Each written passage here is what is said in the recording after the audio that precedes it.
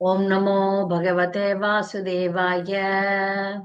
ओम नमो भगवते वासुदेवाय। ओम नमो भगवते वासुदेवाय। नारायणं नमस्कृत्य नरं चैव नरोत्तमं देवीं सरस्वतीं व्यासं ततो जयं मुदीरयेत्। नष्टप्रयेष भद्रेषु नित्यं भागवत सेवया भगवती उत्तम श्लोके भक्तिर्भवति नैष्टिकी। ओम ज्ञानतिमिरञ्जस्य ज्ञानाञ्जनशलाकये चक्षुरुन्मिलितं येन तस्मै श्रीगुरवे नमः। श्रीचैतन्यमनोभीष्टं स्थापितं येन भूतले स्वयं रूपगदामह्यं ददाति स्वपदान्तिकं। वन्देऽहं श्रीगुरु श्रीयुतपदकमलं श्रीगुरुन् वैष्णवां च श्रीरूपं साग्रजातं सगण रघुनाथान्वितं तां सजीवं साद्वैतं सावधूतं परिजनसहितं कृष्णचैतन्यदेवं श्री राधा कृष्ण पादान् सहगण ललिता श्री विशाखान्वितं च। हे कृष्णा करुणा सिंधु दीनबंधो जगत्पते गोपेश गोपिका कांत राधा कांत नमोस्तुते। जयदां सुरतौ पंगोर् मम मंद मतेर्गति मत्सर्वस्य पादाम्बोजौ राधा मदन मोहनौ दिव्यत् वृन्दारण्य कल्पद्रुमादग श्रीमत् रत्नाकारो सिंहासनौस्तौ श्रीमत् राधा श्रील गोविंद देवो प्रेस्ते लिबि सेव्यमानो स्मरामि। श्रीमान् रासरसारंभि वंशी वटतटस्थित कर्षन्वेन स्वनैर्गोपिर्गोपीनाथ श्रियास्तिनः तप्त कांचन गौरांगी राधे वृंदावनेश्वरी वृषभानुसुते देवी प्रणमामि हरिप्रिये। वाञ्छाकल्पतरुभ्यश्च कृपा सिन्धुभ्येव च पतितानां पावनेभ्यो वैष्णवेभ्यो नमो नमः। नमः ओं विष्णुपादाय कृष्णप्रेष्ठाय भूतले श्रीमते भक्तिविकास स्वामिनिति नामिने। नमः ओं विष्णुपादाय कृष्णप्रेष्ठाय भूतले श्रीमते भक्तिवेदांत स्वामिनिति नामिने। नमस्ते सारस्वते देवे गौरवाणी प्रचारिणे निर्विशेष शून्यवादी पाश्चात्य देशधारणे श्री कृष्ण चैतन्य प्रभु नित्यानंद श्री अद्वैत गदाधर शिवासादि गौर भक्त वृंद। हरे कृष्ण कृष्ण कृष्ण हरे हरे हरे राम राम राम हरे हरे। श्रीमद् भागवत प्रार्थने। सर्वशास्त्रादि पीयूषा सर्ववेदैक सत्फला सर्वसिद्धान्तरत्नाढ्य सर्वलोकैक दृक्पृता सर्वभागवत प्राण श्रीमद् भागवत प्रभो कलिद्वन्द्वोदितादित्य श्रीकृष्ण परिवर्तित परमानंद पाठाय प्रेम वक्षाक्षराय ते सर्वदा सर्वसेव्याय श्रीकृष्णाय नमोस्तुमे। मतेक बंधो मत्संगिन मद्गुरो मन्महादन मन्निस्तारक मद्भाग्य मदानंद नमोस्तु मे।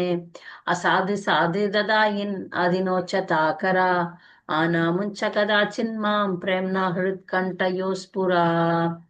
மொழிபெயர்ப்பு. ஓ எல்லா வேத இலக்கியங்களிலிருந்தும் கடைந்தெடுக்கப்பட்ட அமிர்தமே, வேதங்களின் மிக முக்கியமான ஆன்மீக பழமே, எல்லா தத்துவங்களின் முடிவுகளான ஆபரணங்களை கொண்டவரே, உலக மக்களுக்கு ஆன்மீக பார்வையை கொடுப்பவர் மற்றும் வைஷ்ணவர்களின் உயிர் மூச்சாக விளங்குபவரே, பகவானே நீர் கலியுகத்தின் இருளை போக்குவதற்காக உதித்த சூரியன். உண்மையில் நீர் எங்களிடம் திரும்பி வந்த கிருஷ்ணர்.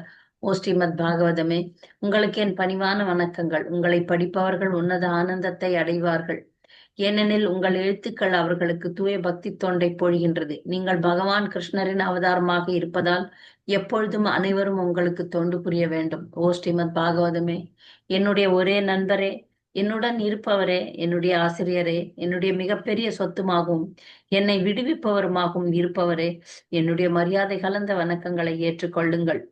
ஓ ஸ்ரீமத் பாகவதமே, புனிதமற்றவர்க்கும் புனிதத்தை வழங்குபவரே, மிகவும் வீழ்ச்சி அடைந்தவர்களை உயர்த்துபவரே, என்னை எப்பொழுதும் கைவிட வேண்டாம். கிருஷ்ணருக்கான தூய பக்தி தொண்டுடன் எப்பொழுதும் என் இதயத்திலும் தொண்டையிலும் தோன்றுவீராக. ஸ்ரீமத் பாகவதம் கி ஜெய். ஸ்ரீல பிரபுபாத் கி ஜெய். ஸ்ரீமத் பாகவதம் காண்டம் 10 அத்தியாயம் 89. கேள்வி பதில்கள். முதல் கேள்வி, மாதாஜி நான் சொல்றேன். சத்ர யாகம் எங்கு நடந்தது? அங்கு என்ன விவாதம் எழுந்தது? சத்திர யாகம் சரஸ்வதி நதிக்கரையில் இருந்தது. அங்க மும்மூர்த்திகள்ல யார் சிறந்தவர் என்ற விவாதம் எழுந்தது. நன்றி, நல்லா சொன்னீங்க. இரண்டாவது கேள்வி, பிருகு முனிவர் எதை கண்டுபிடிப்பதற்காக அனுப்பப்பட்டார்?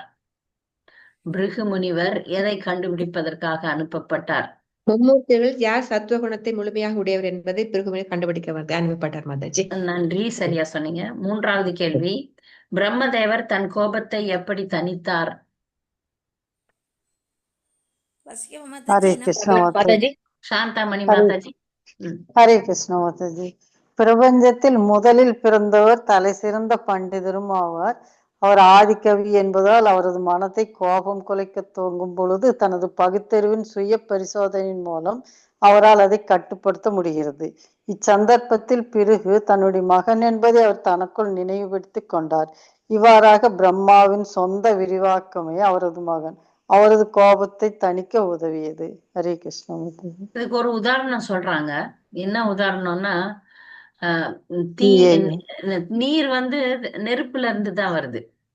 நீர் வந்து நெருப்புல இருந்து வருது. ஆனா அந்த நீரை அடக்கிறதுக்கு நெருப்பு அந்த அந்த நெருப்பை அணைக்கிறதுக்கு நீர் பயன்படுத்தப்படுகிறது. புரியுதுங்களா?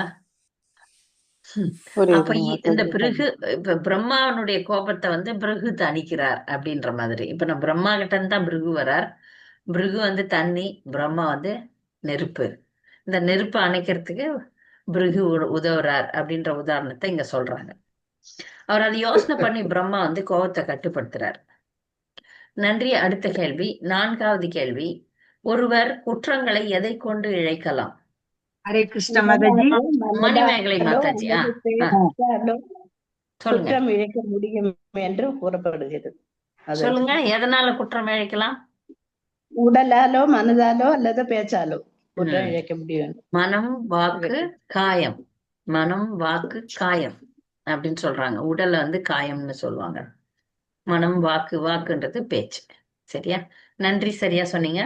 அடுத்தது, பார்வதி தேவி ஏன் திரிகுணமயி என்று அழைக்கப்படுகிறாள்? இப்ப சொல்லுங்க மணிமேகலை மாதாஜி, சொல்லுங்க. நான் சொல்றேன். அதாவது பார்வதி வந்து முக்குணங்களின் சொரூபம் மாதாஜி, ஒரு கலப்படம் ஆகும். அதனாலதான் அவர் திருகுணமயி என்று அழைக்கப்படுகிறார். அவளுடைய சொரூபம் வந்து கலப்படம் ஆகும். 3 குணங்கள் யாவை? சத்துவகுணம், ரஜோகுணம், தமோகுணம். 6வது கேள்வி, பகவான் ஏன் தன்னை எட்டி உதைத்த பிருகுமுனி வரை மன்னித்தார்? ஹரே கிருஷ்ண மாதாஜி. சொல்லுங்க. பிருகுமுனி ஒரு சிறந்த பிராமணர் என்பதால் அவரது இந்த இழிசெயலால் பகவான் கோபப்படவில்லை. சில சமயங்களில் ஒரு பிராமணர் ஏதேனும் குற்றம் செய்தாலும் அவரை மன்னித்து விட வேண்டும். அதற்கு பகவான் விஷ்ணு சிறந்த உதாரணம் ஆவார். சரியா சொன்னீங்க. ஒரு பிராமணர் கரெக்ட் தான். ஏன்னா ஒரு பிராமணர் தப்பு பண்ணா மன்னிக்கணும் நம்ம. அது வந்து பெருசா எடுக்கப்படாது. சரியா? நன்றி. அடுத்து, பிராமணர்கள் ஏன் பொதுவாக ஏழைகளாக உள்ளனர்? பிராமணர்னா ஏழையாத்தான் இருக்கணும். இச்சம்பவம் நிகழ்ந்த காலத்திலிருந்து லக்ஷ்மி தேவி பிராமணர்களிடம் அவ்வளவாக கனிவுடன் நடந்து கொள்ளவில்லை என்று கூறப்படுகிறது. ஆகவே லக்ஷ்மி தேவி அவர்களுக்கு வரமளிக்க மறுத்துவிடுவதாலேயே பிராமணர்கள் பொதுவாக மிகவும் ஏழையாக உள்ளனர். அது மட்டும் இல்ல, பிராமணர்கள் வந்து பணத்து பின்னாடி போகக்கூடாது, போறதும் கிடையாது. ஏன்னா பிராமணர்களுடைய நோக்கம் வந்து பணம் கிடையாது. லக்ஷ்மி போல ஏன்னா எட்டி வச்சாங்க, அதனால அது ஒரு காரணம். ஆனா முக்கியமான காரணம் என்னன்னா, பிராமணர்கள் வந்து பணம் சம்பாதிக்கிறதுக்காகவோ பணக்காரர்களோ வாழறதுக்காகவோ இல்லை. அவங்களது வந்து கவனம் வந்து முழுமையான பக்தி செய்யணும்ன்றதான். பிராமணர்கள் கை நீட்டி பணத்தை வாங்கக்கூடாது, வியாபாரம் பண்ணக்கூடாது, பிசினஸ் பண்ணக்கூடாது, சம்பளத்துக்கு வேலைக்கு நிக்க கூடாது. ஆனா இப்ப காசு போட்டுதானே மாதாஜி கோயில்லயே ஒரு மாதிரி பாக்குறாங்க, போடலன்னா ஒரு மாதிரியா ட்ரீட் பண்றாங்க மாதாஜி. அது அவர்களுடைய சூழ்நிலை. அந்த காலத்துல வந்து பிராமணர்களுக்கு வந்து எந்த ஒரு குறையும் இல்லாம மன்னர்கள் வந்து பாத்துக்கினாங்க. இப்ப அந்த மாதிரி கிடையாது. அதனால இங்க காலம் கலியுகத்துல வந்து அந்த வர்ணத்துக்குரிய குணமே இல்லாத மாதிரி பிராமணர்கள் நிலை இருக்கு. அதையும் நாம யோசிக்கணும். உண்மைதான், தவறுதான். ஒரு பிராமணன் வந்து கடவுளா கிருஷ்ணரா பார்த்து எதனா போட்டாதான் அதை நம்ம எடுத்துன்னு வாழணுமே தவிர அதற்காக எதிர்பார்த்து பணத்துக்காக நம்ம வாழ்க்கையை வைக்க கூடாதுன்றதுதான் உண்மையான பிராமணர்கள்.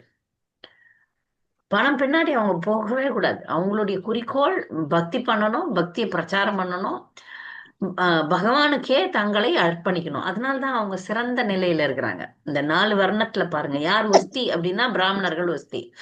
அத வந்து நம்ம தமிழ்நாட்டை பொறுத்த வரைக்கும் நிறைய தப்பா ஆக்கிட்டாங்க. எப்படி தப்பா ஆக்கிட்டாங்கன்னா, நாங்க தான் ஒஸ்தின்னு அவங்க வந்து டாமினேட் பண்ண ஆரம்பிச்சிட்டாங்க. அதனால நிறைய பதவிகள்லாம் அவங்க தான் இருப்பாங்க. ஏன்னா பிராமணர்களா இருந்தா அறிவாளிகளா இருப்பாங்க. ஏன் அறிவாளிகளா இருக்கிறாங்கன்னா, அவங்களுக்கு வந்து பகவானோட கனெக்ஷன் இருக்கு. அதனால அறிவாளிகளா இருந்தாங்க. அப்புறமா பின்னாடி பின்னாடி வந்தவங்க அதை மறந்துட்டு அந்த அறிவை பௌதிகமா பயன்படுத்த ஆரம்பிச்சிட்டாங்க. நீங்க பாத்தீங்கன்னா பெரிய பெரிய பேங்க் ஆபீசர்ஸ், பெரிய பெரிய ஐஏஎஸ் ஆபீசர்ஸ் எல்லாம் பாத்தீங்கன்னா பிராமணர்களா இருப்பாங்க. அதுக்கு 2 முக்கியமான காரணம். ஒண்ணு வந்து அவங்க வெஜிடேரியனா இருக்கிறது. ஏன்னா வெஜிடேரியனா இருக்கும்போது பால் பொருட்கள், பசு பொருட்களை, பசுல இருந்து வரக்கூடிய பால், நெய், தயிர் இதெல்லாம் சாப்பிடும்போது மூளையினுடைய திசுக்கள் வந்து நல்லா வலிவடையும். அது ஒரு காரணம். அவங்க வந்து பசுக்களை நல்லா பராமரிக்கிறது, தர்மத்தை கடைபிடிக்கிறது, இதெல்லாம் பலமா இருந்தது. ஆனா ஒரு காலகட்டத்துல அந்த சமுதாயத்தினர் என்ன பண்ணாங்க, இதை அப்படியே பௌதிகமாக்கிட்டாங்க. அத ஆன்மீகமாகவே இருந்தா அவங்கள வெல்றதுக்கு யாருமே முடியாது. யாரும் முடியாது. அவங்க அது வழிகாட்டிகளாக இருக்க வேண்டியவங்க பௌதிகமா பாருங்க. ஐயங்கார் பேக்கரி எல்லாம் இருக்கு. ஐயங்கார் பேக்கரின்னா என்னங்க அர்த்தம்? அந்த மாதிரி பௌதிகமா மாத்திட்டாங்க பாருங்க. அழகிய பிராமணர்கள்ல வந்து அழகிய பெண்கள் இருப்பாங்க. அழகிய பெண்கள்லாம் இன்னைக்கு பாத்தீங்கன்னா, நீங்க டாப்ல இருக்கிற அழகிய பெண்கள்லாம் யாருன்னு பார்த்தா பிராமின். அவங்க சமுதாயத்துக்குரிய ஒரு கட்டுப்பாட்டை விட்டு வெளியே வரும்போது அது பௌதிகமா மாத்திட்டாங்க. வெளிநாடுகள்ல இருக்கிற பெரும்பான்மையானவர்கள் யாருன்னு பாத்தீங்கன்னா பிராமணர்கள். ஏன்னா அறிவாளிங்க. அதனால அறிவாளிகளுக்கு வந்து வெளிநாடுகள்ல வேலை கிடைக்கும். அப்ப அவங்க வந்து அப்ப பிராமணர்களா இல்ல. பிராமணத்தினுடைய வசதிகளை, அறிவு இருக்கும், பகவானுடைய சப்போர்ட்டும் இருக்கும். வெஜிடேரியனா இருந்தீங்கனாலே பல பாவங்கள் குறையும். அத வந்து அவங்க பொருளா ஆக்கிட்டாங்க, பௌதிகமாக்கிட்டாங்க. அதனால பிராமணர்கள் பொதுவா சிம்பிளா இருக்கணும், ஏழையா இருக்கணும், 2-3 துணி தான் வச்சுக்கணும், அந்த மாதிரி ஒரு கட்டளைகள்லாம் இருக்கு. பக்தியை தவிர வேற எதுவும் பண்ணவே கூடாது. அப்படி பண்றல அவங்க வந்து வேற வழி விதமா இருக்கிறாங்கன்னா அவங்க பிராமணர்கள்ல சேர்த்துக்க முடியாது. அடுத்த கேள்வி புரியுதா உங்களுக்கு எல்லாருக்கும்? ஆனா இப்ப சமுதாயத்துல இருக்கிற அந்த பிராமணர் அப்படின்றது ஒரு ஜாதி தான். ஜாதின்னு புரிஞ்சுக்குங்க. இப்ப உலகத்துல வந்து அப்படி பிராமணர்கள்னு சொல்லக்கூடியவங்க எல்லாம் ஜாதியினரே தவிர அதை கடைபிடிக்கிறாங்களான்றது வந்து ஒரு கேள்விக்குறி. சாஸ்திரம் இதைதான் சொல்லுது. பிராமணர்கள் வந்து மன்னர்களால பராமரிக்கப்பட்டாங்க. அவங்களுக்கு எந்த குறையும் இல்லை. நீங்க ராமராஜ்யத்தெல்லாம் எடுத்து பாத்தீங்கன்னா ஒரு குறையும் கிடையாது. அவங்க வந்து பக்தியில மட்டுமே கவனத்தை செலுத்தலாம். பகவானுடைய கோயில்ல வந்து பகவானை நல்லபடியா அவர் கைங்கரியம் செய்யறதுல மட்டுமே அவங்க கவனத்தை செலுத்தலாம். அப்படி இருந்தாங்க. இப்ப அப்படி இல்லையே. இப்ப எந்த ஒரு கலாச்சாரமும் இல்ல, வர்ணாசிரமமே இல்ல. வர்ணாசிரமம் இருந்தா தானே மன்னர் இருப்பாரு, மன்னர் காப்பாத்துவாரு. இல்ல வைஷ்யர்கள் இருப்பாங்க, வைஷ்யர்கள் தானம், அது தானம் கொடுக்கக்கூடிய பணக்காரர்களை சொல்றேன் வைஷ்யர்கள்னு. இப்ப இருக்கிறவங்க எல்லாம் யாரும் ஒரு பைசா கொடுக்கறது இல்ல. இப்ப சமுதாயம் மாறி போச்சு. அதனால இந்த பிராமண சமுதாயம் வந்து பணத்து பின்னாடி ஓடுறாங்க. சாரி. 8வது கேள்வி. தன்னை எட்டி உதைத்த பிருகுவுடன் பகவான் என்ன கூறினார், மேலும் அவரை எப்படி சமாதானப்படுத்தினார்? மாதாஜி நான் சொல்லலாம் மாதாஜி. நீங்க சொல்லிட்டீங்க பதில். சாரதா பாவினி. அடுத்த முறை யாரும் பதில் சொல்லாதப்ப சொல்லலாம். சாரதா பாவினி மாதாஜி சொல்லுங்க. பிருகுமுனி பகவான் விஷ்ணுவின் மார்பை தன் பாதத்தால் தொட்டது மிக பெரிய குற்றமாகும். ஆனால் மிகவும் பெருந்தன்மை உள்ளவர் என்பதால் பகவான் விஷ்ணு அதை பெரிதுபடுத்தவில்லை. இதை ஸ்ரீமத் பாகவதத்துல இதுல 11-12 ஸ்லோகங்களுக்கு இடையில ஒரு ஸ்லோகத்துல சொல்றாரு பிரபுபாதரு. அதீவ கோமலௌ தாத சரணௌ தே மகாமுனே இது யுக்த்வா விப்ர சரணௌ மர்த்தயன் ஸ்வேன பாணினா. பிராமணரான பிருகுவிடம் பகவான் கூறினார், பிரபுவே, மாமுனிவரே, தங்களுடைய பாதங்கள் உண்மையில் மிகவும் மென்மையானவை. இவ்வாறு கூறிய பகவான் விஷ்ணு அந்த பிராமணரின் பாதங்களை தமது சொந்த கைகளினால் பிடித்துவிட துவங்கினார். ஹரே கிருஷ்ண மாதாஜி. அதாவது என்ன கூறினாருன்னு நான் கேட்டேன். உங்க பாதங்கள் வந்து என்னை தூய்மைப்படுத்தியதுனால தூய்மைப்படுத்திடுச்சு, அதனால லக்ஷ்மி வாழ விரும்புவாள் அப்படின்னு சொல்றாரு. அதனால லக்ஷ்மி கோச்சிட்டும் போயிட்டா, ஆனா நீங்க வந்து என்னுடைய மார்பை எட்டி வச்சதுனால லக்ஷ்மி அதுல வாழறதுக்கு விரும்புவாள்னு சொல்லி உங்களுடைய பாதங்கள் வந்து என்னுடைய மார்பை எட்டி வச்சு மென்மையான பாதங்களுக்கு எதை கஷ்டம் வந்துடுச்சோ அப்படின்னு சொல்லி கேட்டு அதை பிடிச்சு விட்டாராம். அப்படி சமாதானப்படுத்துறாரு. அப்படி பிடிச்சு விடும்போது சில கதைகள்ல சொல்றாங்க அந்த பாதங்கள்ல இருக்கிற ஒரு கண்ணை வந்து அகங்காரம்ன்ற கண்ணை அவர் நசுக்கிறாராம், எடுத்துடுறாராம். அடுத்த கேள்வி, 9வது கேள்வி. நாம் ஏன் பிருகு முனிவரை நிந்திக்க கூடாது? நாம் ஏன் பிருகு முனிவரை நிந்திக்க கூடாது? பதில் சொல்லி இருக்கிறாங்க அங்க. யாரும் பதில் சொல்லாதவங்க. புஷ்பம். அவர் ஒரு பிராமணர். அடுத்து அந்த பிராமணருங்கிறதுனாலயே அவரை நம்ம நிந்திக்க கூடாது. ஏன்னா அவரை பகவானே அவரை வணங்குறாரு. அதனாலயே அப்புறம் இன்னொரு காரணம் சொல்லப்பட்டிருக்கு, அது பார்த்து சொல்லுங்க. ஓ பொதுவா பிராமணர்கள் தவறு செய்ய மாட்டாங்க. இதுல ஒரு காரணம் சொல்லப்பட்டிருக்கு, யார் சொல்லுவீங்க? லீலை வந்து முனிவரை அவரது நடத்துவதற்காக நிறுத்தக்கூடாது. ஏனெனில் உன்னதமான இந்த லீலையில் உள்ள அவரது பாத்திரம் பரமபுருஷராலேயே ஏற்பாடு செய்யப்பட்டது. இது டைரக்டரே கிருஷ்ணர் தானே. இப்ப கிருஷ்ணர் லீலையில நடக்கக்கூடிய விஷயங்கள்லாம் காரணம் வந்து பகவான் தான். நம்ம வாழ்க்கையில நடக்கக்கூடிய விஷயங்களுக்கும் காரணம் பகவான் தான் இருந்தாலும் நாம செய்யற கெட்டதுகளுக்கும் நல்லதுகளுக்கும் நாம பலன் கொடுத்துடுறாரு. நேரடியா பகவான் வந்து லீலை புரியும் போது எல்லாமே அவருடைய கட்டுப்பாட்டுல இருக்கும். இப்ப கொஞ்சம் சுதந்திரம் கொடுத்திருக்கிறார். இப்பவும் எல்லாமே அவருடைய கட்டுப்பாட்டுல தான். ஆனா கொஞ்சம் சுதந்திரம் கொடுத்திருக்கிறார். நாம தனிப்பட்ட முறையில நம்ம வந்து சுதந்திரமா இருந்து சில விஷயங்களை செய்யறதுக்கு. புரியுதா? அப்போ பிருகு முனிவர் அப்படி நடந்ததுக்கு காரணமே கிருஷ்ணர் தான். அதனால அவரை நம்ம நிந்திக்க முடியாது. 10வது கேள்வி. பரமபுருஷரிடம் பக்தி கொள்வதால் ஏற்படும் விளைவை ஸ்ரீமத் பாகவதம் 11:2-42 கொண்டு கூறவும். பக்தி பரேசானோ பவோ விக்திர் விரக்திர் சைஷ திரிக்க ஏக கால பிரபத்ய மானசாய யதாஸ்னத ஸ்யோங் துஷ்டி புஷ்டி சூக்ஷ் அபோயோ நூகலாசம். எப்படி உணவு உண்பவனுக்கு இன்பமும் போஷாக்கும் பசியிலிருந்து விடுதலையும் ஒரே சமயத்தில் ஒவ்வொரு பிடி உணவினாலும் அதிகரிக்கின்றனவோ அப்படியே பரமபுருஷரிடம் புகலிடம் கொண்டவனுக்கு பக்தியும் பரமபுருஷரின் நேரிடையான அனுபவமும் மற்ற பொருள்களில் இருந்து துறவும் ஒரே சமயத்தில் ஏற்படுகின்றன. ஹரே கிருஷ்ணா. சரியா சொன்னீங்க, நன்றி. அடுத்த கேள்வி. பக்தி தொண்டினால் அஷ்ட சித்திகளின் பலன்கள் தாமாக வந்து அடையும், விளக்குக. அஷ்ட சித்தி எல்லாம் தானா வந்துருமா? யார் சொல்றீங்க? சாந்தாமணி மாதாஜி. ஹரே கிருஷ்ண மாதாஜி. சொல்லுங்க. அதோ விபூதிம் மம மாயா வினஸ்தாம் ஐஸ்வர்யம் அஷ்டாங்கம் அனுப்பிரவிருத்திம் ஸ்ரீயம் பாகவதீம் வாஸ்பிருகயந்தி பத்ராம் பரசமேதே அஸ்னுவதே ஹி லோகே. என்னுடைய பக்தன் முழுமையாக எனது சிந்தனையில் ஆழ்ந்துள்ளான். எனவே அவன் சக்தி லோகம் முதலான உயர்கிரக அமைப்புகளில் அடையப்படக்கூடிய மிக உயர்ந்த வரங்களை கூட விரும்புவதில்லை. அஷ்டாங்க யோகத்திலிருந்து அடையப்படும் அஷ்ட சித்திகளையும் அவன் விரும்புவதில்லை. இறைவனின் ராஜ்யத்திற்கு ஏற்றம் பெறுவதை கூட அவன் விரும்புவதில்லை. இருப்பினும் என் பக்தன் இப்பிறவியிலேயே எல்லா இவ்வரங்களை எல்லாம் அனுபவிக்கிறான். ஹரே கிருஷ்ண. நன்றி மாதாஜி, சரியா சொன்னீங்க. 3 வகையான ஆன்மீகிகள் யார்? 3 வகையான முனிவர்கள், மாதாஜி. துளசி மாராணி மாதாஜி சொல்லுங்க. முனிவர்கள், சாந்தர்கள், சாதுக்கள். அவங்க யாரு? முனிவர்கள் யாரு? சாந்தர்கள் யாரு? முனிவர்கள் முக்திக்காக பாடுபடுபவர்கள். சாந்தர்கள் முனிவர்கள் இல்லை முனிவர்கள் சாந்தர்கள் மற்றும் சாதுக்கள். முனிவர்கள் முக்திக்காக பாடுகின்றனர். சாந்தர்கள் முக்தியை அடைந்தவர்கள். சாதுக்கள் பகவான் விஷ்ணுவின் தூய பக்தி தொண்டில் ஈடுபட்டுள்ளனர்.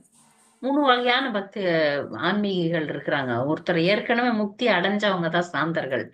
நித்திய சூரிகள்னு சொல்றோம் பாருங்க, அவங்கதான் சாந்தர்கள். முனிவர்கள் முக்திக்கு முயற்சி பண்ணி கொண்டிருப்பவர்கள். சாதுக்கள் தூய பக்தியை பக்தி தொண்டில் ஈடுபடுபவர்கள் அப்படின்னு சொல்றாங்க. நன்றி. கேளுங்க மாதாஜி. டவுட்டுங்க மாதாஜி. இது கேளுங்க. பிரம்மேதி பரமாத்மேதி பகவானேதி சப்பியதி எப்படி ஒப்பிடுறதுங்க மாதாஜி? இதுக்கு அதுக்கு சம்பந்தமே இல்லையா மாதாஜி? அது வந்து பகவானுடைய அப்சல்யூட் ட்ரூத்தினுடைய 3 ஃபீச்சர்ஸ் இல்ல நீங்க சொல்றது. ஓகேங்க மாதாஜி. பிரம்மன், பரமாத்மா, பகவான். அது வந்து பகவானுடைய அப்சல்யூட் ட்ரூத், பூர்ண உண்மையினுடைய மூன்று தன்மைகள் இல்லையா? அது இது இது இப்ப புத்திக்காக ட்ரை பண்றவங்க இந்த லைன்ல கம்பேர் பண்ண முடியாதுங்க மாதாஜி. இது முடியாது எதையும் மாதாஜி. கனெக்ட் பண்ண இல்ல முடியாதுங்களா? இல்ல அது யோகிஸ் ஓகே தான் மனசுல, யோகிகள் பரமாத்மாவை ஓகே விரும்புறாங்க. மாயாவாதிகள் வந்து பிரம்மஜோதி அடையறாங்க, பக்தர்கள் வந்து கிருஷ்ணரை அடையறாங்க அப்படின்றத இங்க ஒப்பிட முடியல பாருங்க. ஏன்னா இதுல ஓகே முனிவர்கள் முக்திக்காக முக்தின்றது பல வகையான முக்தி சொல்லும். சரியா? சாந்தர்கள் ஏற்கனவே முக்தி அடைஞ்சிட்டாங்கன்னு என்ன அர்த்தம்? பக்தர்கள். ஆன்மீக உலகத்துல இருக்கிறவங்கன்னு அர்த்தம். சாதுக்கள் ஓகே தூய பக்தியை செய்யறவங்க. அதோட வைக்க முடியாது. ஓகே தேங்க்யூ மாதாஜி. ஹரே கிருஷ்ணன். 3 வகையான ஜீவன்கள் யார்? அவர்கள் எந்த குணங்களில் உள்ளனர்? ஹரே கிருஷ்ணா மாதாஜி. ஹரே கிருஷ்ணா மாதாஜி. சொல்லுங்க சொல்றேன் அனிமா மாதாஜி. மாதாஜி. அனிமா சொல்லுங்க. 3 வகையான ஜீவன்கள்: ராட்சசர்கள், அசுரர்கள் மற்றும் தேவர்கள். தமோகுணத்தில் உள்ளவர்கள் ராட்சசர்கள் என்றும், ரஜோகுணத்தில் உள்ளவர்கள் அசுரர்கள் என்றும், சத்துவகுணத்தில் உள்ளவர்கள் சூரர்கள் என்றும் அல்லது தேவர்கள் என்றும் அழைக்கப்படுகிறது. சரியா ஹரே சொன்னீங்க, கிருஷ்ணா. சரியா சொன்னீங்க. நன்றி மாதாஜி. 14வது கேள்வி. ஒரு ராஜ்யத்தில் நடக்கும் நல்லது கெட்டது ஆகிய நிகழ்வுகளுக்கு யார் காரணம்? இது கேட்டாங்கன்னா இந்த காலத்து அரசியல்வாதிகள்லாம் தூக்குல தொங்கணும். யாரும் வரல. மாதாஜி நான் சொல்லவா மாதாஜி? நீங்க பதில் சொல்லிட்டீங்க. 3வது கேள்வி 4வது கேள்வி இப்ப பதில் சொல்றீங்க. யாரும் பதிலே இல்ல மாதாஜி, நிறைய சொல்லாதவங்க ஒண்ணுதான் மாதாஜி சொன்னேன். இருங்க, ஒரே நிமிஷம் இருங்க. யாருன்னா பதில் சொல்லாதவங்க வந்தாங்கன்னா அவங்களுக்கு கொடுத்துடலாம். சரிதா மாதாஜி. சொல்லுங்க. வேத காலத்தில் ஒரு சக்கரவர்த்தியின் ராஜ்யத்தில் நடக்கும் நல்லது கெட்டது ஆகிய அனைத்திற்கும் அவரே பொறுப்பாளி என்று கருதப்பட்டது. குடியரசில் கூட ஏதேனும் திட்டத்திற்கு அல்லது குழுவிற்கு பொறுப்பேற்கும் நிர்வாகியே வெற்றி தோல்விகளுக்கு பொறுப்பாளி ஆவார். புரியுதா எல்லாருக்கும்? இப்ப இந்த நாட்டுல இப்ப இவங்க எல்லாம் அந்த அரசியல்வாதிகளுக்கு எல்லாம் இது ஒரு பெரிய பாடம். அவங்க பாகவதம் படிப்பாங்களா என்னன்னு தெரியல. இப்போ ஒரு பொறுப்பு அப்படின்னு நீங்க எடுத்துக்கினீங்கன்னா, நீங்க ஒரு தாய் தந்தையர்னா உங்க குழந்தைகள் செய்யற பாவங்களுக்கு நீங்க பொறுப்பாயிடுவீங்க. நீங்க ஒரு தலைவர், ஒரு நாட்டுக்கு தலைவர், ஒரு திட்டத்துக்கு தலைவர் அப்படின்னா அவங்க செய்யற பாவங்கள், அவங்க இப்ப மாமிசம் சாப்பிட்டாங்களாலோ இல்ல ஏதோ ஒரு பாவ காரியங்கள்ல ஈடுபட்டாங்கன்னா அதுக்கு நீங்க தான் பொறுப்பு. அப்போ ஒரு நாட்டு தலைவன், ஒரு பிரதம மந்திரி, ஒரு முதன் மந்திரி, இவங்கெல்லாம் அந்த நாட்டுல என்னென்ன பாவங்கள் நடக்குதோ அதுக்கெல்லாம் பொறுப்பு எடுத்துக்கணும். இதை வந்து நம்ம வந்து ஒரு இடத்துல அந்த கதையை அப்புறமா நான் சொல்றேன். உலக மக்களுடைய பாவங்கள், நாட்டு மக்களுடைய பாவங்கள்ல 6ல் ஒரு பகுதி மன்னனுக்கு போகுமா. அதனாலதான் இங்க கேள்வி வருது. அதனால ஒரு மன்னனை கேள்வி கேட்கறதுக்கு அந்த காலத்துல பிரஜைக்கு உரிமை இருந்திருக்கு. என் வீட்டுல குழந்தை பிறந்து சாகுது, இதுக்கு நீதான் காரணம்னு கேக்குறான். இப்ப கேட்க முடியுமா? அவனே சாவிச்சிருந்தாலும் கேட்க முடியாது. அந்த மாதிரி அந்த ராஜ்யங்கள் வந்து அப்படி இருந்தது அப்ப. சரியா? இப்ப 15வது கேள்வி. பிராமணரின் குழந்தையை காப்பாற்ற அர்ஜுனன் என்ன சபதம் செய்தார்? ஹரே கிருஷ்ண மாதாஜி. வேற யாராவது பதில் சொல்லாதவங்க வரீங்களா? சரி சொல்லுங்க. ஹரே கிருஷ்ண மாதாஜி. நான் கொஞ்சம் வெளியே இருக்கிறேங்க மாதாஜி. சொல்லுங்க. அது வெளியே இருக்கிறேங்க மாதாஜி, கேட்டுக்கிறேங்க மாதாஜி. ஹரே கிருஷ்ணா. சரி ஹரே கிருஷ்ணா. கேட்க முடியாது. சரி. ஹரே மாதாஜி பதில் சொல்லுங்க. பிரபுவே, இவ்வாறு வருந்தும் உங்களுக்கு அடுத்த குழந்தையை நான் காப்பாற்றுகிறேன். இவ்விஷயத்தில் என் வாக்குறுதியை நான் நிறைவேற்ற தவறினால் அக்னி பிரவேசம் செய்து என் களங்கத்தை போக்கிக் கொள்வேன் அப்படின்னு சொல்றாரு. நன்றி நன்றி, சரியா சொன்னீங்க. ஏன்னா அப்ப இந்த இடத்துல அர்ஜுனனுக்கு வந்து தாங்கவே முடியல. ஒரு சத்திரியன், ஒரு நாட்டை ஆள்பவன், அவங்களுக்கு வந்து நாங்கள் காப்பாற்றுபவன்ற எண்ணம் இருக்கணும். அந்த எண்ணத்தை எப்ப விடணும்னா அந்த வர்ணாசிரம கடமை முடிஞ்சு கிருஷ்ணர்கிட்ட போகும்போது விட்டுடணும். அதை வச்சுக்கிட்டு இருந்தோம்னா பரத மன்னர் மாதிரி திரும்பவும் வர வேண்டி இருக்கும். மன்னர்கள் கூட பாத்தீங்கன்னா 50 வயசு ஆனவன ஒரு அப்புறம் எல்லாத்தையும் நிறுத்திடுவாங்க. நிறுத்தி வெறும் பக்தி மட்டும் ஃபோக்கஸ் பண்ணுவாங்க. எந்த ஆசிரமத்துல இருந்தாலும் சரி, எந்த வர்ணத்துல இருந்தாலும் சரி. வர்ணம் ஆசிரம் 4 வர்ணம் இருக்கு. பிராமண, சத்திரிய, வைசிய, சூத்ர, அது வர்ணம். 4 ஆசிரம் இருக்கு. பிரம்மச்சாரி, கிரகஸ்த, வானப்பிரஸ்த, சந்நியாச. நீங்க எந்த ஆசிரமத்துல இருந்தாலும் 50 வயசுக்கு மேல சந்நியாச நிலைக்கு வந்தே ஆகணும். முழு பக்தி போக்கஸ்ல இருக்கணும். அந்த மாதிரி நம்ம வாழ்க்கையை மாற்றி அமைத்து கொள்ள வேண்டும். 50ல முடியலன்னா 60லயாவது வந்துடணும். சரியா? அப்ப இங்க வந்து அர்ஜுனனை பொறுத்த வரைக்கும் இங்க சபதம் பண்ணியிருக்க கூடாது. ஏன்னா இதுல ஏதோ வில்லங்க இருக்கு. அங்க கிருஷ்ணரே பேசாம இருக்கிறாரு. ஆனா இது வந்து அர்ஜுனனுக்கும் ஒரு டெஸ்ட் தான், ஒரு பரீட்சை தான். பகவான் வந்து ஒரு பரீட்சை வைக்கிறார். அர்ஜுனன் எப்பொழுதும் தூய பக்தர். அதனால அவர் வந்து அவருடைய விருப்பத்துக்கு ஏத்த மாதிரிதான் நடப்பார். அதனால இங்க வந்து அவர் ஒரு சபதம் எடுக்கிறார். அந்த சபதத்தையும் கிருஷ்ணர் காப்பாத்துறார். அர்ஜுனன் வந்து ஏன் எடுத்த நீ என்ன கேட்காம எதுக்கு சபதம் எடுத்தன்னு கேட்டிருக்கலாம் கிருஷ்ணர். ஆனா அப்படி கேட்காம அர்ஜுனனை கிருஷ்ணர் காப்பாத்துறாரு. இங்க 16வது கேள்வி, பொருள் கூறுக. சம்பாவிதஸ்ய சாக்கிர்த்திர் மரணாத் அதிரிச்சத்யதே. அதிரிச்சதே. சொல்லவா மாதாஜி? சொல்லுங்க. பகவத்கீதையில் 2.34 சம்பாவிதஸ்ய சாகீர்த்திர் மரணாத் அதிரிச்யதே. மரியாதைக்குரிய ஒருவருக்கு அவமரியாதை மரணத்தை விட மோசமானது என்று ஸ்ரீ கிருஷ்ணர் கூறுகிறார். ஹரே கிருஷ்ணா. சில நேரத்துல ஹரே கிருஷ்ணா, சில நேரத்துல சில பேரை கொல்ல முடியாதுன்ற பட்சத்துல வந்து என்ன பண்ணுவாங்க, கொல்வதற்கு சமமான தண்டனையை கொடுத்துருவாங்க. அந்த மாதிரி ஒரு இடம் அவங்க யாருக்கு ஞாபகம் இருக்கு? அந்த மாதிரி யாராவது சொல்வீங்களா? ஹரே கிருஷ்ணா. அஸ்வத்தாமன். கரெக்டா மணி எடுத்தாங்க. வசந்தராமி, சூப்பர். நீங்க சூப்பர். அஸ்வத்தாமனுக்கு வந்து தண்டனை கொடுத்திருக்கணும், மரண தண்டனை. அதுல 2 விஷயம். மரண தண்டனை கொடுக்கணும்னு நினைச்சா கூட கொடுக்க முடியாது. கிருஷ்ணர் நினைச்சிருந்தாருன்னா கொடுக்கலாம். ஆனாலும் விதியெல்லாம் பகவான் மீற மாட்டார். நான் அஸ்வத்தாமன் வந்து சாகாவரம் பெற்றவர். ஆனா அதை முறியடிச்சிருக்கலாம். கிருஷ்ணர் நினைச்சா எதை ஒண்ணா முறியடிக்கலாம்.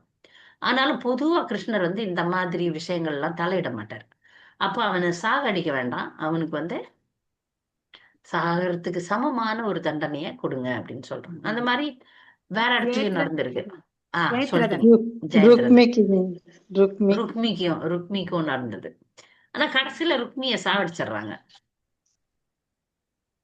கடைசியில பலராமர் வந்து ருக்மிய வந்து ஒரு சூதாட்டத்துல போட்டு தள்ளிடுறாரு. ரொம்ப ஆட்டம் போட்ட போதும் அப்படின்னு. சரியா? அடுத்த கேள்வி.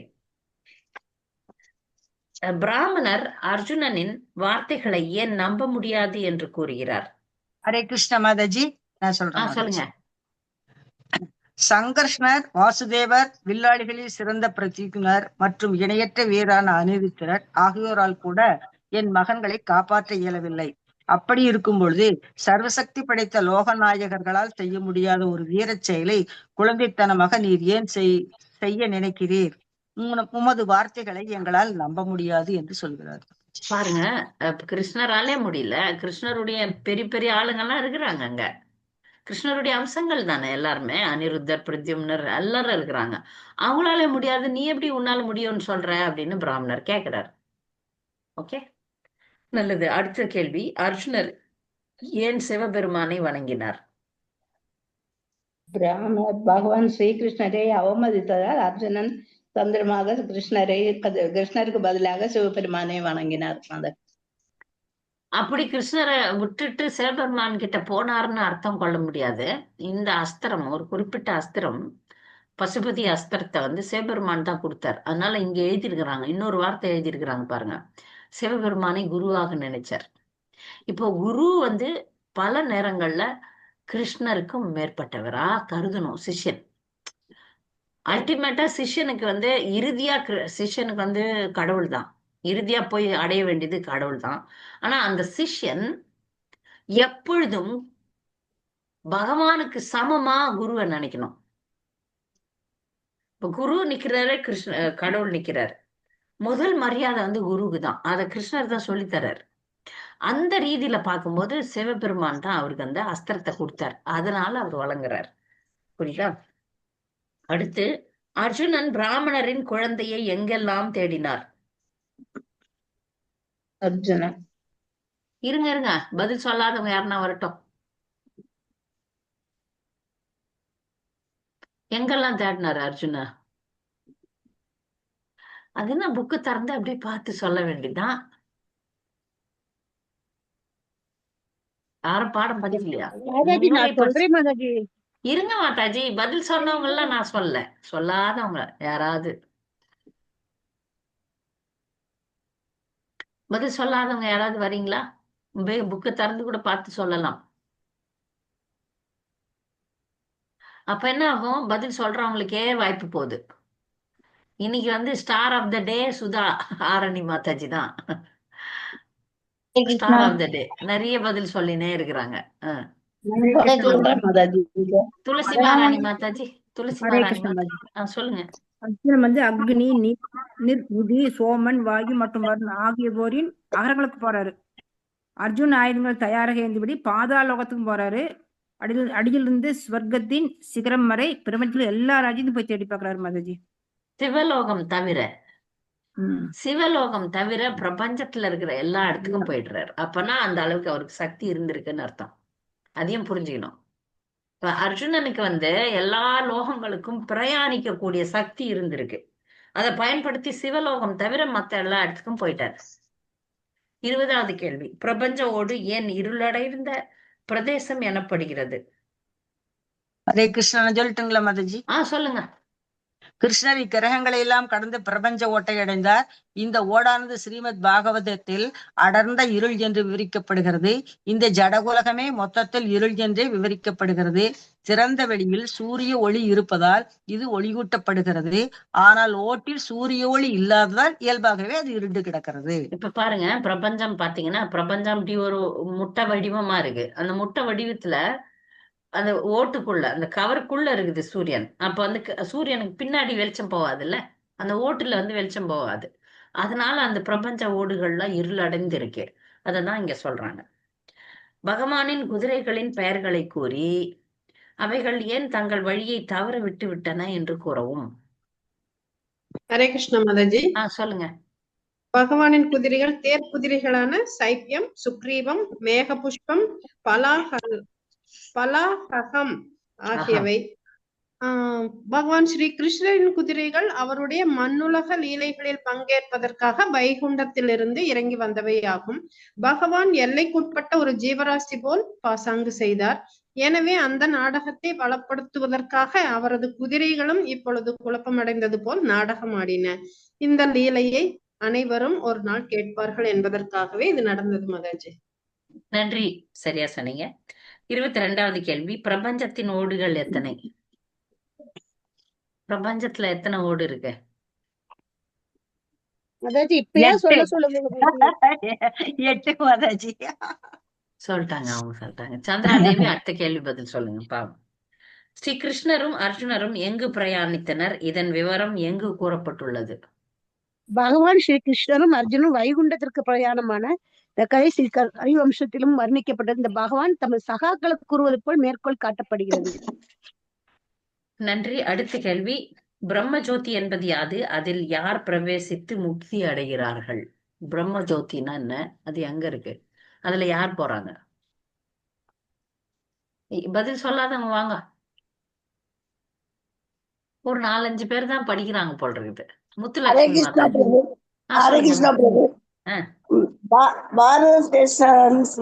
நீ கண்ட தெய்வீகமான இந்த பிரம்மஜோதி சொந்த நித்திய பிரகாசமாகும்.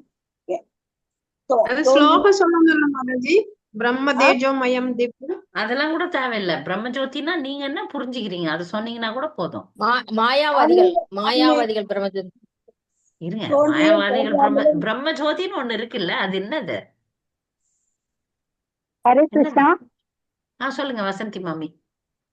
அது கிருஷ்ணரோட எஃபல்ஜென்ஸ், அவர்கிட்டேந்து வர ஒளி. ஒளி, சுய பிரகாசம்.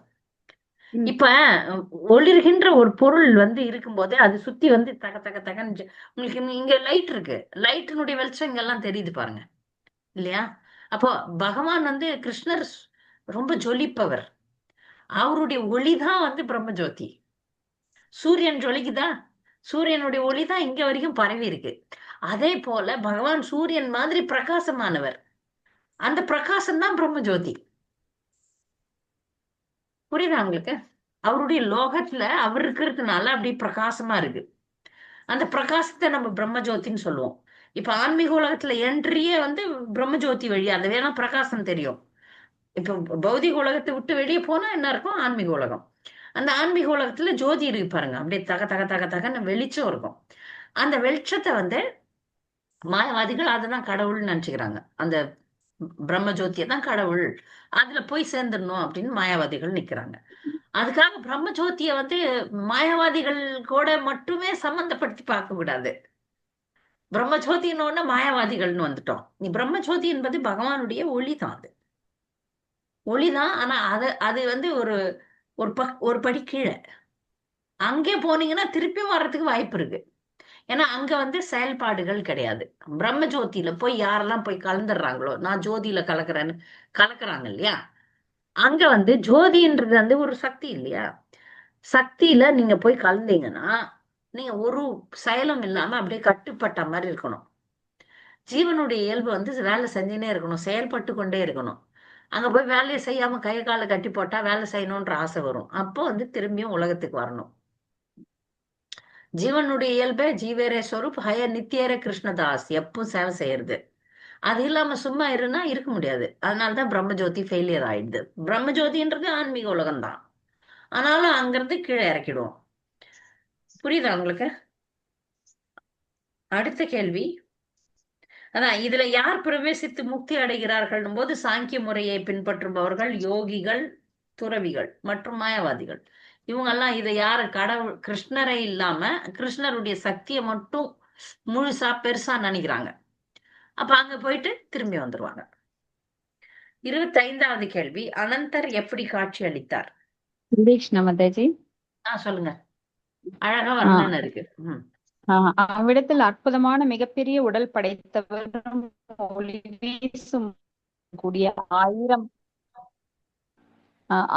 படங்களுடையவரும் 2000 அச்சுறுத்தும் கண்களை உடையவரான பகவான் அனந்தர் இருந்தார். கைலாசமலையின் வெண்மையை ஒத்திருந்த அவரது கழுத்துக்களும் நாக்குகளும் கருநீல நிறத்துடன் எழுந்தன. நல்லது, நல்லா சொன்னீங்க, நன்றி. அடுத்து 26வது கேள்வி, மகாவிஷ்ணு எவற்றை சூடி இருந்தார்? மகாவிஷ்ணு சொல்லுங்க சாந்தாமணி மாதாஜி. ஹரே கிருஷ்ண மாதாஜி.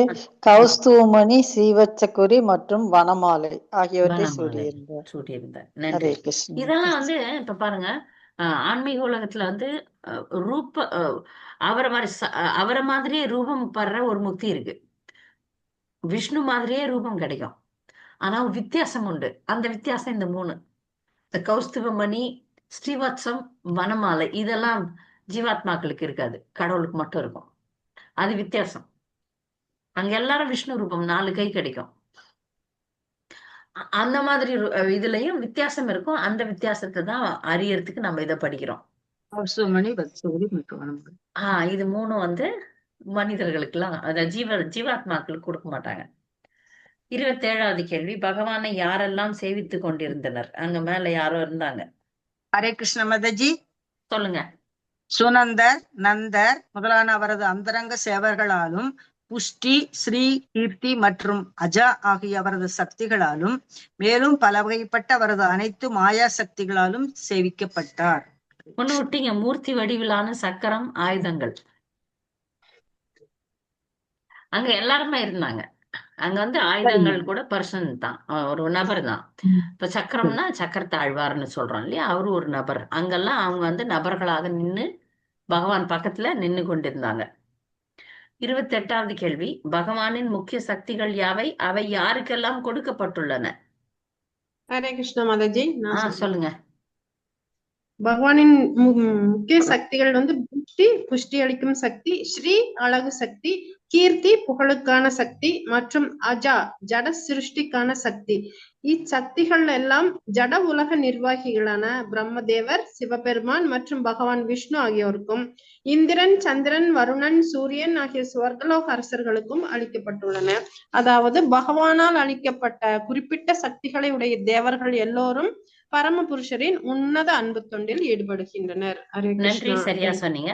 இப்ப 29வது கேள்வி, ஹரே பகவான் கிருஷ்ண கிருஷ்ணர் மாதாஜி.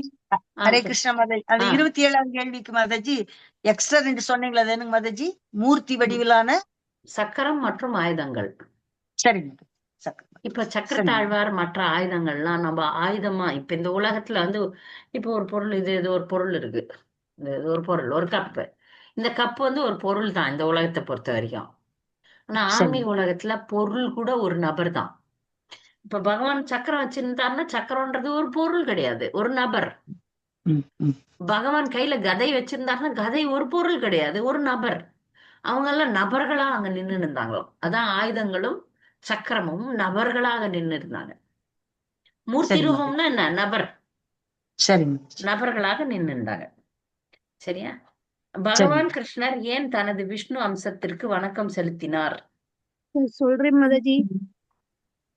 இது யாராவது பதில் சொல்லாதவங்க எட்டி பாக்குறாங்களான்னு பார்த்துட்டு சொல்லுங்க. ஹரே கிருஷ்ண மாதாஜி. சொல்லுங்க சொல்லட்டா? விஷ்ணு பிரியா மாதாஜி. ஹரே கிருஷ்ண மாதாஜி. சொல்லுங்க. கோவர்த்தன பூஜையின் போது தமது சொந்த விக்கிரகத்திற்கு பகவான் ஸ்ரீ கிருஷ்ணர் வணக்கம் செலுத்தினார். அது போலவே தமது லீலைகளை செயற்படுத்தும் நோக்கத்திற்காக இப்பொழுதும் அவர் தமது விஷ்ணு அம்சத்துக்கும் வணக்கம் செலுத்தினார். அப்புறம் வந்து இன்னும் கூட வந்து விஸ்வநாத் சக்கரவர்த்தி தாக்கூரார் இதுக்கு வந்து பதில் அளிக்கிறாரு இல்லையா? 57 கடைசியில சொல்றாரு பாருங்க. அன்பார்ந்த கிருஷ்ணா, நான் தங்களுடைய அம்சமாவேன். எனினும் தங்களுடைய விருப்பப்படி என்னுடைய மேன்மையை நான் விவரிப்பேனாக. ஆயினும் அதே சமயம் தங்களுடைய அழகு, குணம், சக்தி ஆகியவற்றின் உயர்ந்த நிலையும் நீங்களே என்னுடைய தோற்றத்திற்கு பிறப்பிடம் என்ற உண்மையையும் என்னுடைய கூற்றுகளில் நான் மறைமுகமாக சுட்டி காட்டுவேனாக. உங்களிலிருந்து நான் வேறுபட்டவன் அல்ல என்ற எனது உண்மையான சொரூபத்தை அர்ஜுனன் முன் நான் ரகசியமாக வெளிப்படுத்தும் என் திறமையை பாருங்கள். மாதாஜி அது 31 கேள்விக்கு தானே மாதாஜி ஆன்சரு? ஆமா இல்லைங்களா?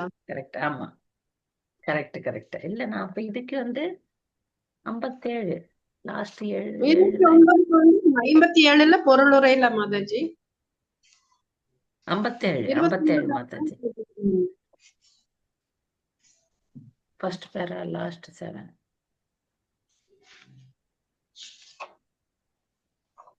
சரி, இப்ப இத புரிஞ்சுக்கலாம். ஏன் விஷ்ணு ரூபத்திற்கு அந்த கேள்வி அத பதில நான் விஷ்ணு ரூபத்துக்கு எதுக்கு கிருஷ்ணர் வணக்கம் செலுத்தினார்? இங்க வந்து கிருஷ்ணர் வந்து கோவர்தனத்துக்கு எதுக்கு வணக்கம் செலுத்தினார்? கோவர்தன் தானே தான். அவர் வந்து இங்க வந்து ஒரு மன்னனாக வந்திருக்கிறார். கிருஷ்ணர் அவதரித்தது வந்து ஒரு மன்னன் மாதிரி இருக்கிறார். முழுமுதற் கடவுள்னாலும் லீலை புரியும் போது நான் ஒரு மன்னனா லீலை புரியறேன் போது அப்ப வந்து அவர் விஷ்ணுக்கு வணக்கம் செலுத்துகிறார். இன்னும் அதுக்கான இன்னும் விவரங்களை இப்ப இங்க விஷ்ணுவே அதுக்கு விளக்கம் கொடுக்கிறார். அதுதான் அடுத்த கேள்விக்கான பதில். அது நான் தெரியாம அது இங்க படிச்சுட்டேன். 30வது கேள்வி, பொருள் கூறுக. பரமேஷ்டி நாம் பிரபு.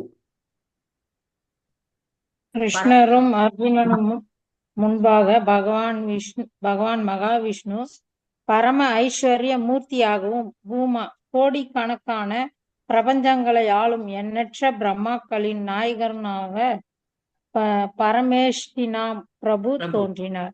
Very good. சரியா சொன்னீங்க. கிருஷ்ணரின் விருப்பத்தை நிறைவேற்றும் வகையில் பரமேஷ்டி நாம் பிரபு அப்படின்னா எல்லா பிரபஞ்சங்களையும் ஆள்பவர், அதற்கு பெரியவர் அப்படின்னு அர்த்தம். அடுத்து மகாவிஷ்ணு ஸ்ரீ கிருஷ்ணர் மற்றும் அர்ஜுனனிடம் கூறியதை ஸ்ரீல பக்தி வினோத் தாக்கூர் எப்படி விவரிக்கிறார்? மாதாஜி அதுக்கு நீங்க ஆன்சர் பண்ணிட்டீங்களா? ஆன்சர் படிச்சுட்டேன், அதுதான் படிச்சேன். யாராவது சொந்த வார்த்தையில சொல்றீங்களா? ஹரே கிருஷ்ண பிரபு. மாதாஜி நான் சொல்றேன். சொல்லுங்க. சேவிக்கும் பகவான், சேவக பகவான். இப்போ பகவான் வந்து தன்னைத்தானே பலவாக விரிவங்கம் பண்ணியிருக்காரு. அவருடைய முதல் அம்சம் மகாவிஷ்ணு. அந்த பலராமர் வந்து பகவானோட படுக்கையில் இருக்கிறார். சோ அவர் வந்து சேவிக்கும் பகவான், சேவக பகவானாக இருக்கிறார். இப்போ பகவான் தன்னைத்தானே பல அம்சங்களா வச்சு அவருக்கே அவர் சேவை செஞ்சுக்கிறார் மாதாஜி. அப்போ சங்கு, சக்கரம் இது எல்லாமே பகவானுடைய விரிவங்கங்கள்.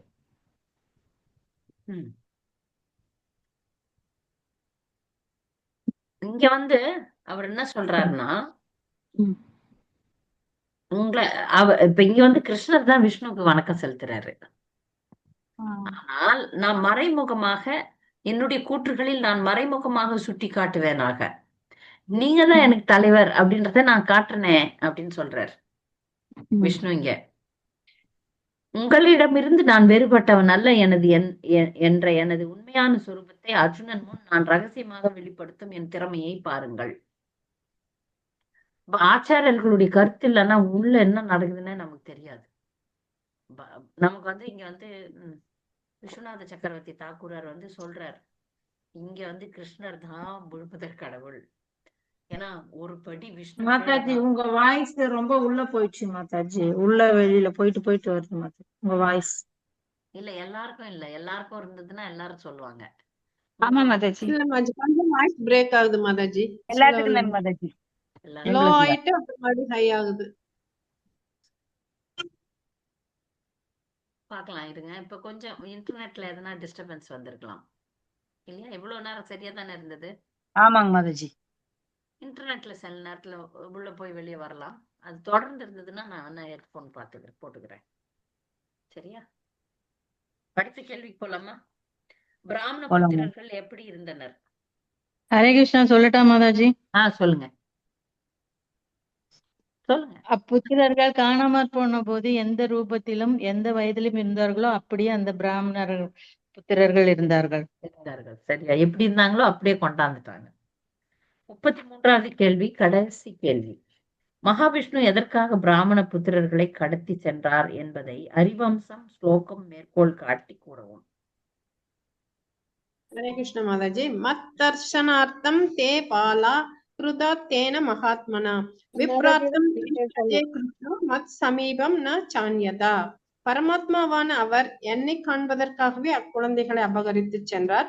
ஒரு பிராமணரின் காரணமாக மட்டுமே கிருஷ்ணர் என்னை காண வருவாரே அன்றி வேறு காரணத்தால் அல்ல என்று அவர் நினைத்தார். ஹரே கிருஷ்ண மாதாஜி.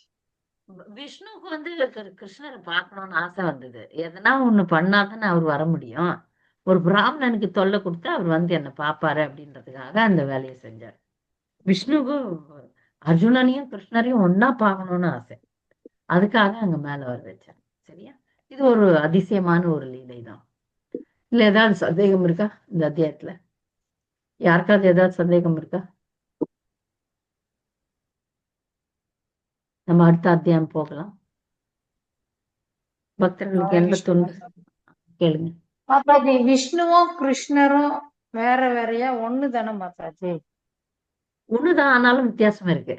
பெரிய வித்தியாசம் இல்ல, ஒரே நபர் தான். ஆனா அவங்களுடைய நடவடிக்கைகள்ல வித்தியாசம் இருக்கு. மூல ரூபம் இப்ப வந்து ஒரு அப்பா வந்து வீட்டுல இருக்கும்போது எப்படி இருப்பாரு, அவரே வந்து ஒரு நீதிமன்றத்தினுடைய நீதிபதியா இருந்தா எப்படி இருப்பாரு. வீட்டுல இருக்கும்போது அவர் சாதாரணமா கேஷுவல்ஸ்ல இருப்பாரு இல்லையா? ஆனா அதே நீதிமன்றத்துக்கு போனோம்னா அவர் அந்த மிடுக்கா இருப்பார்ல, அந்த கோட்டு சூட்டு எல்லாம் அந்த இது எல்லாம் நீதிபதிக்குன்னு ஒரு உடை இருக்குல்ல, அதை அணிந்து கொண்டு போவார் இல்லையா? அப்ப நீதிபதி ஆட்டம் இருக்கிறது வந்து விஷ்ணு. வீட்டுல அப்படியே தன்னுடைய மனைவி குழந்தைகள் அவங்களோட ஆடி பாடி ஜாலியா இருக்கிறது வந்து கிருஷ்ணர். ஆனா கிருஷ்ணர் தான் மூலம் உண்மை. அவர்கிட்ட இருந்து வர்றாரு இவரு விஷ்ணு எல்லாம். பொதுவா கிருஷ்ணர் வந்து அப்ப கிருஷ்ணர் வந்து சண்டை போடலையா, சக்கரை யூஸ் பண்ணலையா அப்படின்னும் போது அதெல்லாம் விஷ்ணு தான் அப்படின்னு சொல்றாங்க ஆச்சாரியர்கள். கிருஷ்ணர் அவருடைய நிலையில வந்து இப்படி மூன்று வளைவுகளை கொண்ட திரிபங்க ரூபம்னு சொல்றாங்க. அதான் ஒரிஜினல். திரிபங்க ரூபத்துல புல்லாங்குழல் ஊதி கொண்டு சந்தோஷமா இருக்கிறது தான். அப்ப 4 வித்தியாசங்கள் இருக்கு விஷ்ணுவுக்கும் கிருஷ்ணருக்கும். அதை நான் போன வகுப்புல சொன்னேன். லீலா மாதிரி, வேணு மாதிரி, ரூப மாதிரி, பிரேம மாதிரி. அந்த 4 விஷயங்கள் விஷ்ணு பண்றது கிடையாது. லீலா அப்படின்னா பலவிதமான லீலைகளை நடத்துறது, அது கிருஷ்ணர் தான். ரூபம் அழகிய ரூபம், விஷ்ணு ரூபம் கூட அழகிய ரூபம் தான். அவர் ஆனா சங்கு சக்கரம் கதை அதெல்லாம் வச்சிருக்காரு. கிருஷ்ணர் அதெல்லாம் இல்லை, புல்லாங்குழல் தான். 3 திரிபங்கம், 3 இடங்கள்ல வளைஞ்சிருப்பாராம். கழுத்து இப்படி சாச்சிருப்பார், இடுப்பு இப்படி சாச்சிருப்பார், காலை இப்படி சாச்சிருப்பார். அப்ப அது வந்து ரூபம் மாதிரி. அந்த அழகு வந்து அவருக்கு தான். புல்லாங்குழல் தரித்தவர் கிருஷ்ணர் தான், விஷ்ணு கிடையாது.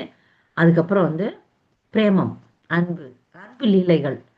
விஷ்ணு வந்து லீலை புரியுறாரு. இவனை கொல்றது, அந்த இரண்யாக்ஷன், இரண்யகசிப்பு இவங்களெல்லாம் கொல்றதெல்லாம் இருக்கிறாரு. ஆனா அந்த அன்பு லீலைன்னு பாக்குறோம் பாருங்க, அது கிருஷ்ணருக்கு தான். இந்த 4 வித்தியாசங்கள் இருக்கு.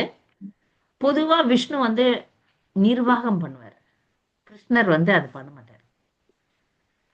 இங்க லீலை பண்ணும்போது செய்யக்கூடிய அந்த கொல்லுதல், அசுரர்கள் கொல்றதெல்லாம் வந்து விஷ்ணு பகுதி தான், பகவானுடைய விஷ்ணு ரூபம் தான் பண்ணுச்சே தவிர கிருஷ்ணர் பண்ணலன்னு ஆச்சாரியர்கள் சொல்றாங்க.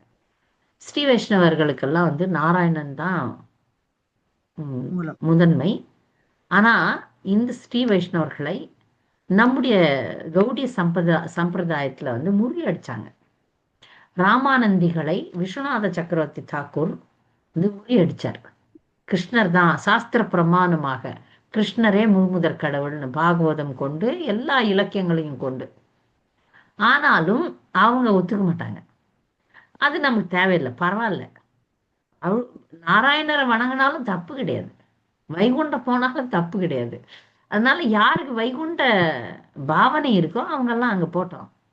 நம்ம சம்பிரதாயத்தினுடைய இலக்கு வந்து கோலோக விருந்தாவனம் தான்.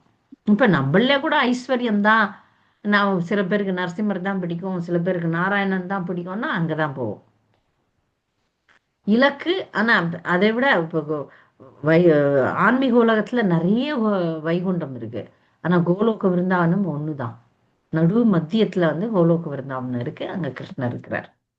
ஆனா இதுல வந்து இந்த வித்தியாசம் வந்து இப்ப ஒருத்தர் வந்து சொல்றாங்க எங்களுக்கு நாராயணர் தான் முழுமுதற் கடவுள், அது பிரபுபாதர் சொல்றாரு, அதை நீங்க ஒண்ணும் சொல்லாதீங்கன்றார். இருக்கட்டும், சரியான பாதை தான், தவறான பாதைன்னு சொல்றதுக்கு இல்ல, சரியான பாதை தான் அப்படின்னு சொல்றாரு. இப்ப நீங்க நாராயணர் தான், சில பேருக்கு வந்து கிருஷ்ணர், நம்ம கிருஷ்ணர் அந்த மார்பிள் கிருஷ்ணரே பிடிக்காது. இந்த தென்னிந்தியாவில் இருக்கிறவங்களுக்கு நாராயணர், இந்த பாலாஜி, திருப்பதியில இருக்கிற வெங்கடாஜலபதி தான் பிடிக்கும். நமக்கு புல்லாங்கல் ஊதி நம்ம கிருஷ்ணர் இஸ்கான்ல இருக்கிற அழகிய கிருஷ்ணர்லாம் அவங்களுக்கு ஒரு மாதிரி இருக்குது, சம்பந்தப்படுத்த முடியல அவங்களால.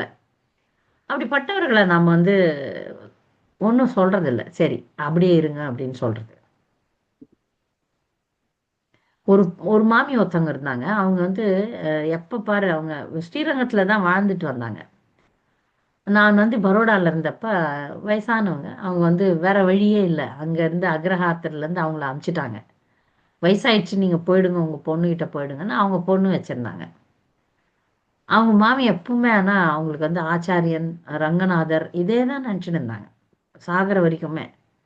அவங்க என்கிட்ட பேசுவாங்க, உங்க பெருமாள் என் பெருமாள்னு. நான் சொன்னேன், எங்க பெருமாள் தான் உன்னை வந்து இங்க வச்சுன்னு இருக்குது, உங்க பெருமாள் உன்னை அமுச்சு விட்டுடுச்சு. நான் சொல்லுவேன் அவங்க கிட்ட, உங்க பெருமாள் உங்களை அமுச்சிட்டாரு, எங்க பெருமாள் தான் உங்களை காப்பாத்துறாரு. உங்க பெருமாள் எங்க பெருமாள்ல எல்லாரும் ஒரே ஒருத்தர் தான்.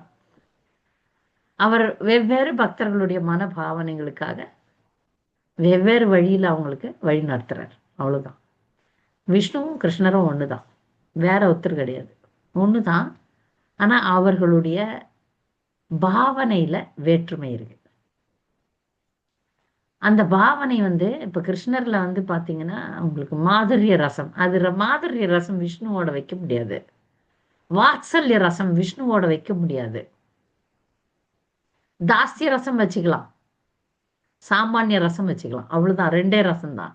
ஆனா மற்ற இது வாத்சல்ய ரசம், சாக்கிய ரசம், நட்புறவு, பெற்றோர் உறவு, காதல் உறவு, இந்த 3 உறவும் கிருஷ்ணர்கிட்ட தான் வச்சுக்க முடியும். மற்ற ரெண்டு தான் விஷ்ணு கிட்ட வச்சுக்க முடியும். தாசியம், சாமானியம், இவர் கடவுள் அப்படின்னு நினைக்கிற சாமானிய உறவு, இல்ல இவர் என்னுடைய எஜமான் அப்படின்னு நினைக்கிற தாசிய உறவு, இந்த 2 தான் நடக்கும் வைகுண்டத்துல. லக்ஷ்மிக்கு மட்டும் மாதுரியம், மற்றவங்களுக்கெல்லாம் இல்லை. லக்ஷ்மி மட்டும் நாராயணன் கிட்ட மாதுரிய பாவத்துல இருப்பாங்க. அவங்க கூட அது கூட தாசிய பாவம் கலந்த, ஏன்னா திருவடிய இது பண்ணி விடுற சர்வீஸ் பண்றாங்க அவங்க, அதனால அவங்களுக்கு வந்து தாசியம் கலந்த மாதுரியம். இங்க அப்படி கிடையாது. கோலோக விருந்தாவனத்துல கிருஷ்ணர் காது பிடிச்சி திருகுறாங்க, நண்பர்கள்லாம் மூக்க பிடிச்சி கிள்ளுவாங்க, சண்டை போடுவாங்க, தோல் மேல ஏறி குதிப்பாங்க. கடவுள் கிடையவே கிடையாது. கிருஷ்ணருடைய உறவுல வந்து அவர் கடவுள்னு நினைக்கவே மாட்டாங்க பக்தர்கள். பகவானும் தன்னை பக்தர்கள் தன்னை கடவுளாட்ட நினைக்கிறத விரும்புறதில்லை. இதெல்லாம் உயர்ந்த நிலை பாவங்கள். நமக்கு இல்லை. நமக்கு பிரபுபாதர் தாஸ்ய ரசம் தான் கொடுத்திருக்கிறார். சாமானிய ரசமும் தாஸ்ய ரசம் தான். இந்த ரசங்கள் பக்தியினுடைய முழுமையில எப்போ ஒரு பக்தர் முழுமை அடைகிறார்களோ அப்போ அவங்களுக்கு வெளிப்படும். சரியா? அதனால விஷ்ணுவை வணங்குறாங்க சில பேர்னா சரிதான், வணங்கட்டும். நம்ம அடுத்த அத்தியாயத்துக்கு போகலாம். முடிச்சிட்டோமா? யாருக்காவது ஏதாவது இன்னும் கேள்விகள் இருக்கா? இந்த அத்தியாயத்தை முடிக்கிறோம். அடுத்த அத்தியாயத்துக்கு போகலாம். ஹரே கிருஷ்ணா.